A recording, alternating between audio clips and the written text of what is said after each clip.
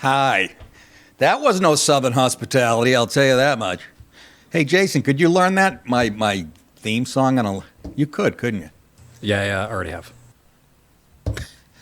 Jason's a good guitar player, too, besides a great writer. And, well, maybe you can teach me. I do better with the soloing than I do the fucking rhythm. And anyways, I became the guy I didn't want to, the guy that knows the first 22 notes to 108 different songs. Exactly what I didn't want to set out. Welcome to the live lineup where you get my show, all these other great shows scrolling by for free. And now you get Glenn Greenwald live right here at 7 p.m. He follows my show. If you want to watch it all ad-free, you sign up for Rumble Premium. And don't forget to download the Rumble app. It is terrific, I'm told. Today I'm going to be talking about ice in Chinatown at Crackdown. Wonder how many poodles they pulled out of the kitchen. Oh, cut the crap. Biden's dirty FEMA tactics. We actually have proof now that they were ignoring people with Trump signs. Literally, they have emails and shit saying it. And if he wasn't the most corrupt piece of garbage to step foot in the White House, I don't know. Oh, my goddamn lower teeth are turning yellow. I don't know why. You know what I'm saying. And also, there's a trend on TikTok involving AI, young kids, and torturing their parents with technology. I didn't know whether to laugh or go feel bad for the parents. Oh, I can't imagine. You know, the parents have 9 jobs. They're trying to feed their kids, no time to breathe during the week. And then you come home and they're torturing you with technology. It's like, it's the same with somebody did magic back in 1840. Fucking people are freaking out. So that's it. Anyways, today's Thursday, the last day of the week for us, which is great. What the hell? There was no sports on last night, so what did I do? I still found something to keep me up till 2. I got to stop with that shit. I'm like a fucking kid in high school. And I've documented my sleep problems, and Advil PM is my go-to. It never fails me. If I want 8 solid hours, I take 2, and it knocks me the fuck out. Well, guess what? The last couple nights I've taken 2 and woken up in the middle of the night and not even felt foggy-headed or starting to think they're blanks. Placebos, as they say. What is that? I'm looking at headlines. You saw, what time did I send you a story, Jason? Between 2 and 5 a.m.? Yeah, between 2 and 5. What am I, a fisherman from Gloucester? Fucking getting up at 6. Look at, see that? See the, and when you're Italian, these turn black. And you know how we feel about black. I'm kidding. We have black blood in us, I was told. I don't buy it. I did 23andMe. Apparently, me and Barry Sanders are third cousins.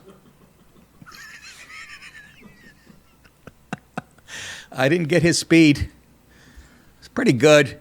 4.6 flat for a white boy.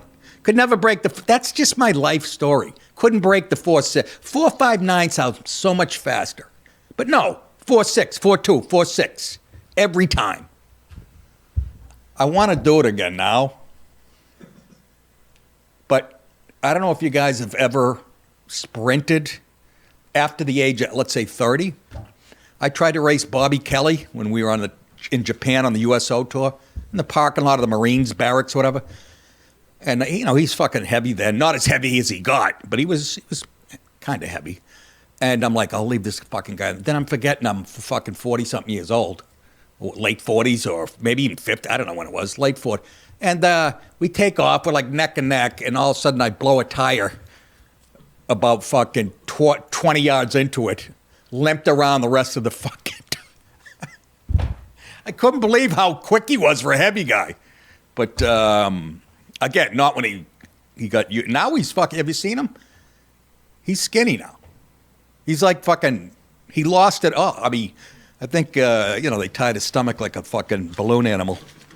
And anyhow, good for him. I don't know how I got on that. Can we start the World Series already? For the love of Christ. I mean, here we are. It's almost Halloween. This thing will go into November. When I was a kid, it was over by October 6th, usually. I think it's a good... it seems like the Blue Jays are on a mission. But the Dodgers, they spend $1 billion a year. Every time I see their lineup, I feel like, there's a movie where... What movie? Joe Pesci's yelling at a judge.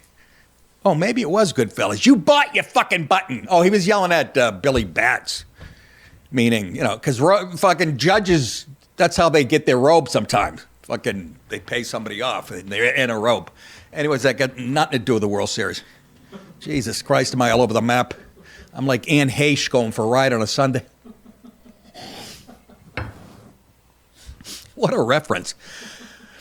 I always bring back Anne Heche. I just think it's so funny that when they were taking her out on a gurney and she was supposedly dead, she sat up. Do you remember that? Have you ever seen that? Yeah. Fucking creepy, right out of a movie. Speaking of creepy, I watched Last House on the Left, which has been around forever as far as a horror movie, but this is like a 2009 edition. And actress named Monica Potter is the wife. Man, she's got a lot of Julia Child. I always liked Julia Child. 6'5" woman with a neck like fucking LeBron stuffing a chicken with fucking cocaine. And it was good. It caught my attention. The acting, they were very good. Tony, whatever the fuck his name, and he's been in a million things. He was the husband. But once again, I want to sit down with some of you fans, and I don't know how I do this because it takes effort. I never will. But sit down and watch a movie with you guys for 2 hours so I can point out where you should be getting angry.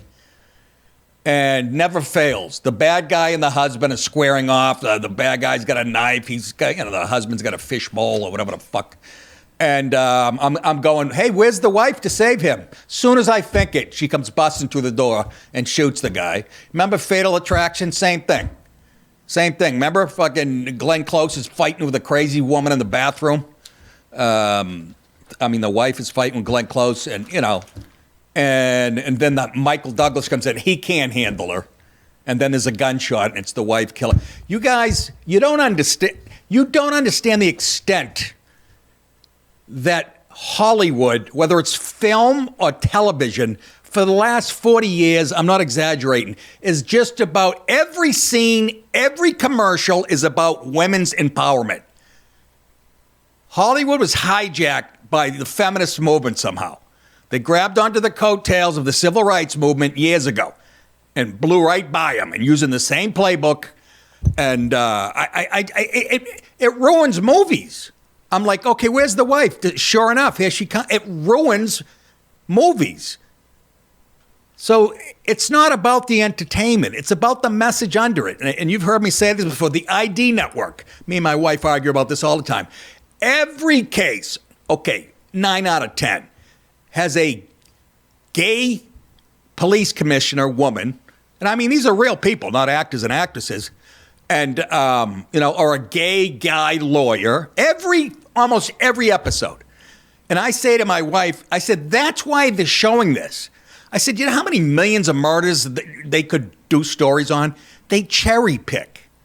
And I will say this to my last breath. And people used to go, oh, you're fucking crazy. Even when I said the white guys look stupid. And I heard it all the fucking time.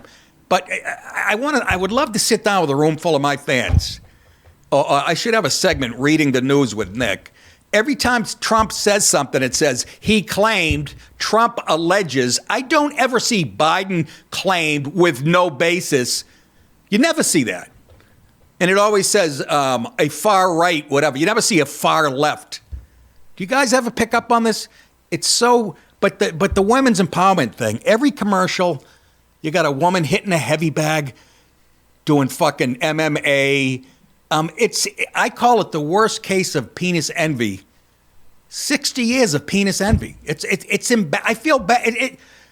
And they think that's being slick about it. We're not picking up on it. It's for us who are awake and conscientious.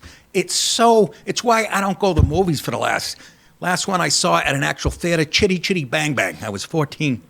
Even that had a slant to it.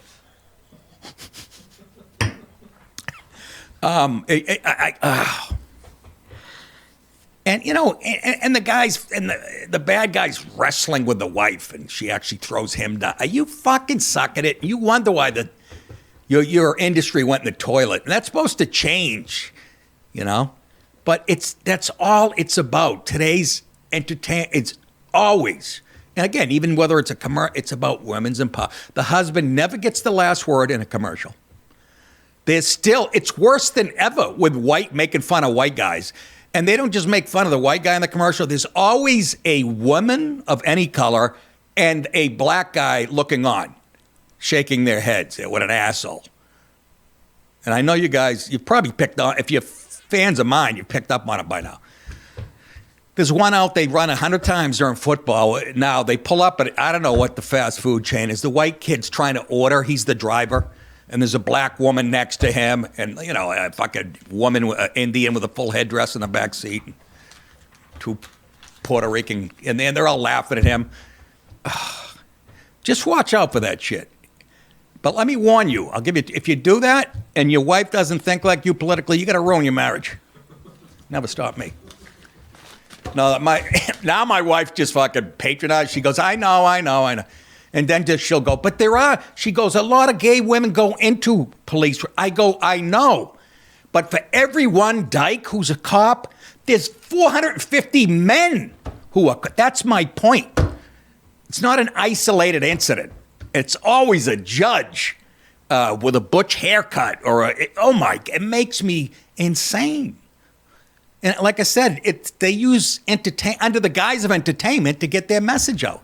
Because you're taking that in, and Bill, like I said, Bill Hicks had the best line about it taints the collective unconscious, which is a fucking great line. He wasn't using it in the context I am because he was a lefty, but that's what it does. It's mass brainwashing on a level that you don't even know. You're just taking it in, and you know. So that's that. I've had enough tonight. Take it easy. I think yesterday's show was hilarious. I wonder if anybody saw it. No, we've been doing good numbers. These shows, you know, by the end of the week, they're up to 60, 70,000. We had one that was up to 190,000. I must have stripped on that one or something. What? Yeah, you heard me. I'm shredded. Let's get on with it. Chinese fire drill is the first story. Federal immigration authorities arrested multiple people, including illegal vendors and enraged protesters on Tuesday afternoon in a targeted operation on Canal Street in Manhattan's Chinatown. Know right where it is. When I used to do, World's Dumbest Criminals and all that shit, it was right down there on Canal Street. And I'd go down there and all of a sudden I'd see windows. It looked like a duck holocaust. Thousands of ducks hanging upside down, naked. In Manhattan's Chinatown, authorities and law enforcement told us that. Did they really? ICE agents descended on the block between Lafayette and Center Streets, which is typically crowded with merchants selling knockoff designer bags and other items around 4 p.m., according to the sources. Some vendors got very upset when the ICE guys, came in to close them down. I kill you right now. Kill me, I'm right here, kill me. Okay, they're fighting amongst each other. I shove up your ass. Shoe chopstick, come over here, talk to me in the face. Like some booty. Like some booty. Did we play that when you worked here? We did. Remember, do you remember I used to play a guy, he was Indian, not Indian, West Indian, whatever. Love Charger, that was his song. Do you remember that? And I had to stop playing it because of copyright. And we always played that not knowing who he was. We just knew he was huge in India, whatever. Then it turns out he was running a cult. And like almost like a pedophile cult or some shit. They put him in a slammer. I'm going to bring that song back. Anyway, some of the vendors tried to flee, with some running and falling as agents closed in on them. Excuse me. You never see Chinese people running, do you? Excuse me. Here's some footage of, again, let's keep in mind, ICE are federal agents. They're there to stop bad hombres, which there are a ton of, even in Chinatown. And yet you have these nitwits out there fucking screaming, spitting at ice. And can you imagine? This is why I don't know if we're ever going to win, folks. I knew when Trump announced he was going to do this that the optics would be tough. And sure enough, the left wing, all those shows loved it. But they put it in the context that Trump's causing the chaos. And the fucking idiots out there that vote Democrat buy it. You are the problem. And if you still vote, I really got to question your values and your morals. But anyway, show this clip so I can get the fuck out of here and have some fun today.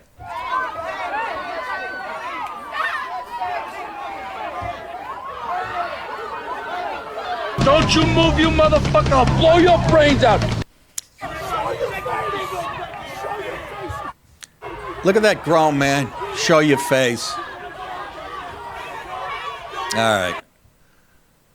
They're all angry because we're trying to bring some law and order to the country. Just let that sink in for a second. And you got to ask yourself, how did they get like that? Where to that mental level? Very easy. Television. 40 episodes of Law and Order. Shit like that.